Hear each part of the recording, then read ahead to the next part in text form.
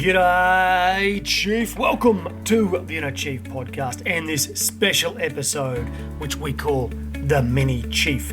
These are short, sharp highlights from our fabulous CEO guests, where you get a 5 to 10 minute snapshot of the highlights from their episode. Righto, Chief. Without further ado, here is the Mini Chief episode for this week with Ben Marsonet, CEO of Altus Group. I want to talk a bit about visible leadership. We're sort of already on this topic now, right? We're walking around on phone calls, being out the offices, wasted real estate, you're always out there. Is there anything else that you find really important about visible leadership that maybe we haven't covered so far? Particularly in we're in a big services business, compare it to, sort of cleaning or facilities management or trade services or something like that. I think I look at my role as 80 to 90% of my job is to engage the business.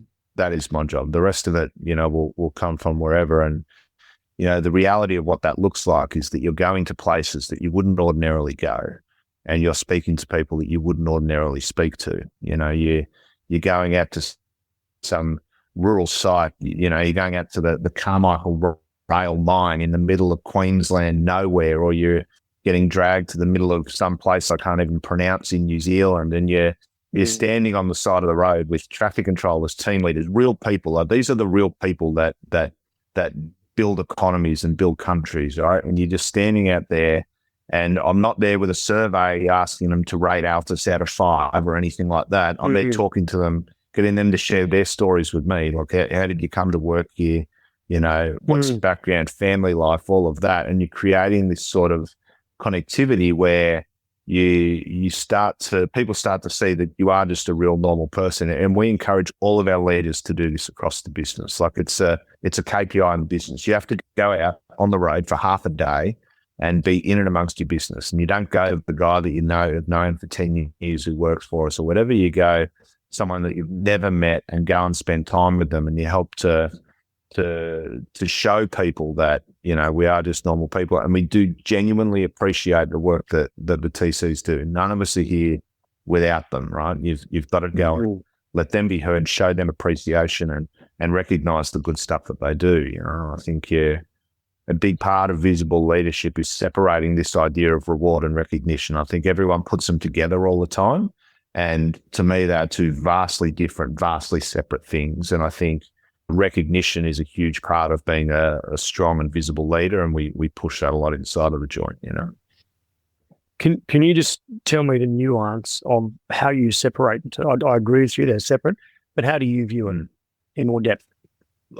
To me, I think you get a lot of power out of recognizing people, particularly in an organization like ours that's so big. Like, I will ring 10 to 15 traffic controllers in a month, right? To ring them up, I'll get word in that they've done something good somewhere, whatever it is, right? It could just be they've serviced the customer really well. It could be that they've, saved someone's life in some instances, right? And I pick the phone up and I ring them and I personally thank them for whatever it is that they've done. I send people out little handwritten cards, shirts, recognizing when the behavior is there that you want to see. It means a lot to people, right? And that's where you do start to build something special. And then rewards will come to those who get recognized, right? But start with recognition, because it, particularly for a workforce like ours, I think, and my experience is, it means an awful lot to them. And again, it's just showing that you are humane and authentic and genuinely loves what it is that these guys and girls do for you, But that recognition part, and just being able to find the good behaviours and call them out, I think is super, super important for any leader. Yeah. And be disciplined around it, right? You have to be disciplined around it. Make the time to do it. How do you guys debrief that as an exec team? We'll share not so much debrief it. It's kind of not really the way that we sort of run and operate the business, but we share but we definitely share the experiences and share the stories that we're getting from wherever it is. And then what you love to see is when that next layer down, your general managers and your ops managers and people at that level are starting to do it in their own sort of teams, in their own meetings, and are going out of their way. And that's when you're starting to win the fight. Yeah. Well, I did have a question about, how do you bridge this gap between and stop the usness, then the blue collar be white collar thing. But I think what you're describing is essentially your superpower in destroying that.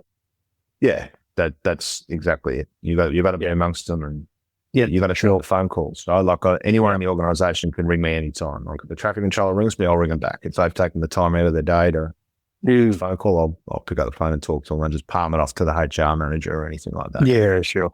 Yeah. They probably don't agree with my answer to them or whatever, but my job is to give them an understanding as to things are as they are, and they can take that away and they do with it.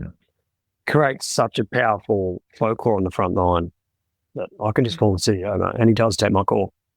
Like, there's a thing about complaints, and I've seen this a lot in exec teams working together. If you're going into something where you're going to go away and someone's got an agenda item they want to have a say about. And what I found really interesting is once they've had their say, they'll often give the ground even. They just want someone to damn well listen while they get on a high horse and make their damn point, right?